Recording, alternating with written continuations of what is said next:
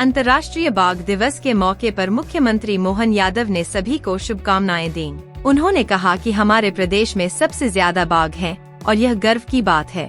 मुख्यमंत्री ने यह भी बताया कि उनके कार्यकाल में 2 नए टाइगर रिजर्व शुरू हुए हैं, जिससे बाघों की सुरक्षा और बढ़ेगी।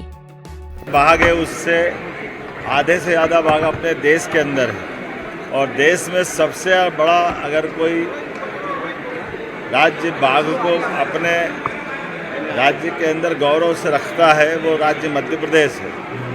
और हमारे लिए सौभाग्य की बात है कि अभी हमारी सरकार बनने के बाद 2 tiger reserve doctor Vishnu सिद्धर Wakankar Ratapani और माधव नेशनल पार्क, ये दोनों टाइगर अभयारण्य हमारे द्वारा बनाए गए। मेरी अपनी ओर से राज्य के इस गौरव के लिए आप सबको बधाई।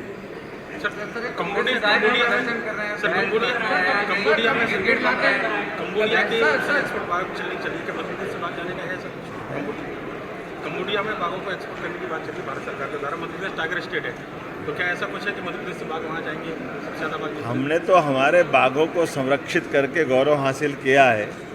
हमने अपने वन्य प्राणी की पूरी चिंता करने के बाद अगर कोई किसी सरकार के द्वारा यथा योग्य प्रकार से वन्य जीवों का नियम अनुसार हस्तांतरण करने में तो हमारे पास वो अच्छे प्राणी हमको दे दे तो हम कुछ बाघ भी देते हैं।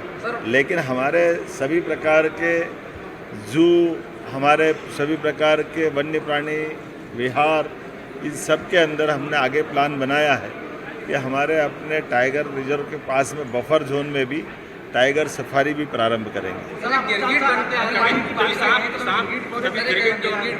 नाग पंचमी की मेरी अपनी ओर से बधाई। आज मैंने सदन में भी मेरे विधानसभा के मित्रों को, खासकर अपोजिशन के मित्रों से कहा है कि आप 2.5 लाख से ज़्यादा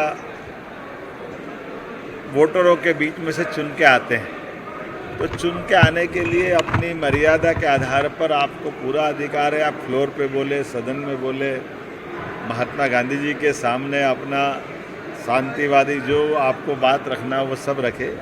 लेकिन अब आपको तो फर्क पड़ता नहीं है। मुझे तो वो वन्य प्राणी पे दया आती जो इस बात पे हंसते होंगे कि ये हमारा रूप बना के भैंस क्यों बनना चाहते हैं, ये मनुष्य योनि को बदनाम कर रहे हैं, कभी गिरगिट बन के अपने बात रखते हैं। तो ये कांग्रेस का रंग बदलने का चरित्र आज़ादी के बाद से दुनिया ने देखा है, प्रदेश ने देखा है। कांग्रेस हमेशा दोहरंगे चरित्र से जीती है, तो अपने चरित्र को क्यों बता रही सामने? हम सब जानते हैं कि उनके ज़माने में भैंस के आगे बीन बजाने जैसा ही समय चलता था, जब राज्य के अंदर विकास के सारे दरवाजे बंद थे, बिजली, पानी, सड़क सबकी दुरावस्था थी। ये कांग्रेस के ही शासनकाल में था जब हमारे राज्य को विकास के लिए 1956 में मध्य प्रदेश बना। लेकिन मध्य प्रदेश कहाँ से कहाँ जा सकता था, लेकिन केवल 7 लाख हेक्टेयर क्षेत्र में सिंचाई का रकबा था। ये कांग्रेस का और भाजपा का चरित्र बताता है कि 55 साल में 7 लाख हेक्टेयर और हमारे 20 साल में 55 लाख हेक्टेयर प्रति व्यक्ति आए। कांग्रेस के शासनकाल में 11,000 रुपये प्रति व्यक्ति, आज हमारी शासनकाल में 1,52,000 रुपये प्रति व्यक्ति। तो कांग्रेस इस सब बातों को देख करके विचार करे कि उनकी बात करने का तरीका कहीं उनको तो महंगा नहीं पड़ रहा। एक बात। दूसरी बात, मैं कल के चरित्र के लिए भी कहना चाहूँगा, कांग्रेस अलग अलग समाज को भड़काने का काम करती है, जबकि सारी चीज़ों में उनका ही इन्वॉल्वमेंट है। पिछड़ों की जनगणना को बंद करने का पाप कांग्रेस की सरकार के तत्कालीन प्रधानमंत्री जवाहरलाल नेहरू जी पे जाता है। बाद में नेहरू जी के बाद इंदिरा गांधी के बाद राजीव गांधी जी के बाद लगातार 2-4 साल हमारे माननीय अटल जी की सरकार छोड़ दो तो लंबी समय से कांग्रेस की सरकार रही, लेकिन उन्हें जातिगत जनगणना नहीं कराई। जो अंग्रेजों के समय चलती थी वो भी बंद करा दी। 2011 में जनगणना की जोर शोर से बात कही, उसके रिकॉर्ड सबके सामने नहीं लाए। ये तो आज का समय यशस्वी प्रधानमंत्री का, जिनने जातिगत जनगणना के मामले में खुलेआम कहा कि हम जातिगत जनगणना कराएंगे और उसका समय सीमा में देश के सामने पूरी बात ले आए। हमारे अपने राज्य के अंदर भी 27% आरक्षण के मसले पे भी कांग्रेस वही चरित्र रख रही। कांग्रेस ने जान करते बगैर तथ्य के कमजोरी के आधार पर, लचर नियम के आधार पर बात रख दी और अब उस बात के आधार पर झूठ बोलती फिरती कि हमको 27% आरक्षण, हम डंके की चोट करें 27% आरक्षण के लिए हम निश्चित रूप से देने वाले हैं। और हमारे कई विभागों के अंदर जहां स्टे नहीं था हमने 27% ऑलरेडी आरक्षण दे दिया है।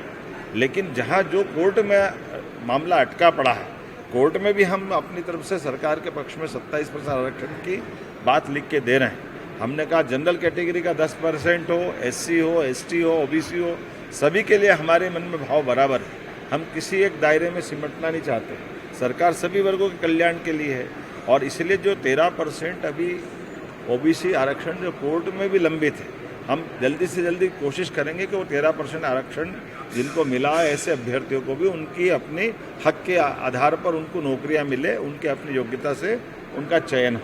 सर, पूरे